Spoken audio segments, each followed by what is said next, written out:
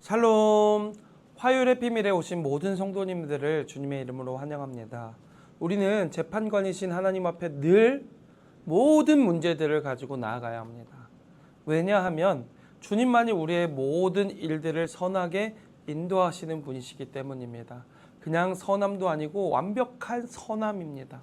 비록 우리는 늘 실수하고 정욕 가운데 일을 그르치곤 합니다.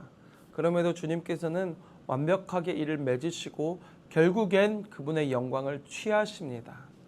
사랑하는 모든 평안의 성도님들, 그런 재판관이신 여호와 하나님을 신뢰하시길 소망합니다. 그분 안에서 반드시 승리하고 영광을 쟁취하실 줄 믿습니다. 오늘 우리가 함께 볼 말씀은 사도행전 18장 18절에서 23절까지 말씀입니다. 바울은 더 여러 날 머물다가 형제들과 작별하고 배 타고 수리아로 떠나갈새 브리스길라와 아굴라도 함께 하더라. 바울이 일찍이 서원이 있었으므로 겐그레아에서 머리를 깎았더라. 에베소에 와서 그들을 거기 머물게 하고 자기는 회당에 들어가서 유대인들과 변론하니 여러 사람이 더 오래 있기를 청하되 허락하지 아니하고 작별하여 이르되, 만일 하나님의 뜻이면 너희에게 돌아오리라 하고 배를 타고 에베소를 떠나 가이사라에 상륙하여 올라가 교회의 안부를 물은 후에 안디옥으로 내려가서 얼마 있다가 떠나 갈라디아와 부르기아 땅을 차례로 다니며 모든 제자를 굳건하게 하니라. 아멘. 여러분은 갖고 싶은 물건이 생기면 어떻습니까? 모든 신경이 그 물건에 쏠리게 됩니다. 그것의 쓰임새, 색깔, 금액, 구매처, 사용 요령, 동호회, 물건에 대한 이 시간과 관심이 나의 인생에 가득 채워지게 됩니다. 일할 때도 물건 생각, 누워 잘 때도 물건 생각, 자다 깨나 이 물건만 생각합니다. 사도 바울에게도 자다 깨나 생각나는 것이 있었는데요. 바로 복음이었습니다. 예수 그리스도였습니다. 하나님의 성도들이었습니다. 오늘 본문은 2차 전도 여행을 마치고 돌아오는 시점입니다. 여러분, 장기간 여행을 마치고 돌아올 때 우리들의 마음과 체력은 어땠습니까? 아무리 여행이 재미있고 여행지가 막 좋다고 할지라도 한켠에는, 우리 마음 한켠에는 돌아가고 싶은 마음이 들고 고향의 음식도 생각나고 또 휴식도 생각납니다. 사도 바울도 어쩌면 이런 여행 막바지에 그런 생각이 들었을지 않았을까 생각을 해보게 됩니다.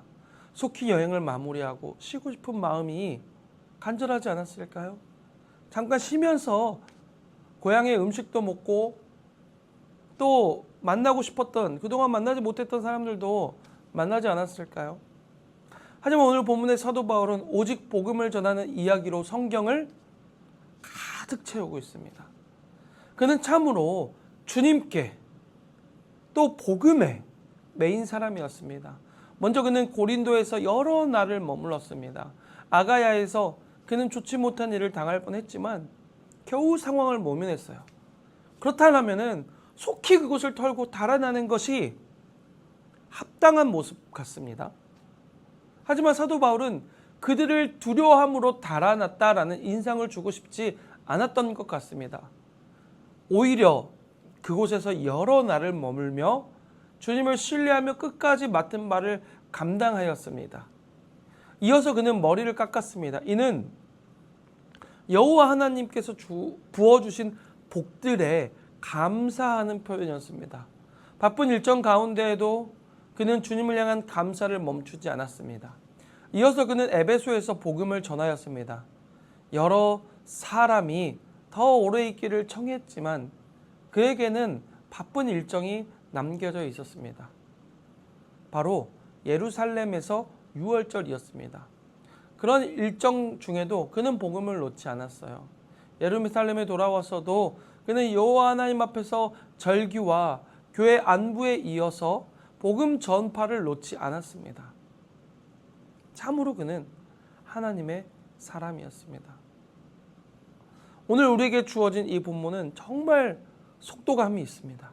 다양한 장소가 등장하고요. 또 시간들이 등장하고요. 사람들도 등장합니다. 하지만 이 모든 것은 결국 복음을 위해 기록되어 있습니다. 많은 것들이 있지만 다른 것을 위해 이것들이 준비된 것이 아니라 결국은 복음을 설명하기 위해 이런 것들이 기록되었다는 거죠. 오늘 여러분의 시간과 장소는 어떻습니까? 복음의 스토리를 써 내려가고 있으십니까?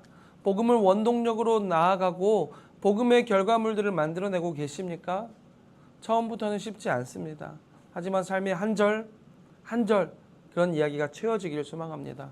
그래서 올 한 해 이만큼, 다음 한 해는 이것보다 더 넓어지고 커지고 깊어지는 그런 복음의 영역이 삶에 점점 채워지는 이야기가 여러분 가운데 있기를 소망합니다.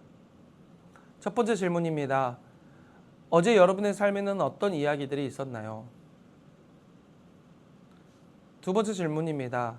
오늘 여러분의 삶에는 어떤 이야기들을 채우고 싶나요? 하나님 아버지 감사합니다. 하나님 오늘 우리에게 생명을 허락하여 주시고 또 복음을 가르쳐 주시고 말씀을 우리의 입술에 넣어 주시며 감사합니다.